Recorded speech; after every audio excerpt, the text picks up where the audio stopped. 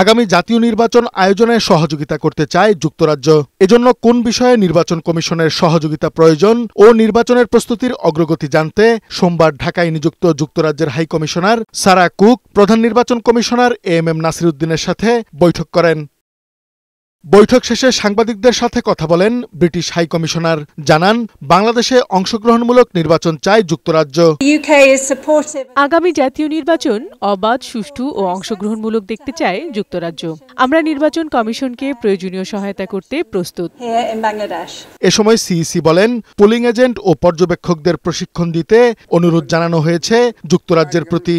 ডিসেম্বরে নির্বাচন আয়োজনের সময় ধরে সার্বিক প্রস্তুতি নিচ্ছে কমিশন। ডিসেম্বরে ইলেকশন হলে তো অক্টোবরে শিডিউল ঘোষণা করতে হবে। তো আমরা যাতে ওই টাইম লাইনটা মিস না করি সেভাবে প্রস্তুতি নিচ্ছে। এটা আমি তাদেরকে বুঝিয়েছি, তারা খুব অ্যাপ্রিসিয়েট করেছে, তারা আমাদেরকে হেল্প করতে চান।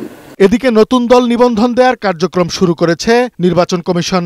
আবেদন আহ্বান করে গণবিজ্ঞপ্তি জারি করা হয়েছে। নতুন যারা রাজনৈতিক দল হিসেবে নিবন্ধিত হতে চান তারা আগামী 20 এপ্রিল 2025 তারিখ পর্যন্ত নির্ধারিত শর্ত পূরণ করে আমাদের কাছে আবেদন করবেন। আমরা সেটা পর্যালোচনা করব এবং তার পরবর্তীতে নিবন্ধন প্রক্রিয়া আছে সেটা সম্পন্ন করব। অন্যদিকে প্রবাসীদের আগামী নির্বাচনে ভোট দেওয়ার সুযোগ করে দিতে নির্বাচন কমিশন প্রক্সি ভোট পদ্ধতি চালু করতে যাচ্ছে। এ সংক্রান্ত সিদ্ধান্ত নিয়েছে সংশ্লিষ্ট কমিটি। এই পদ্ধতিতে প্রবাসীরা একটি অ্যাপসে রেজিস্ট্রেশন করে তার পক্ষে যিনি ভোট দিবেন তাকে নির্ধারণ করে দিবেন। কাজী ফরিদ, বৈশাখী সংবাদ, ঢাকা।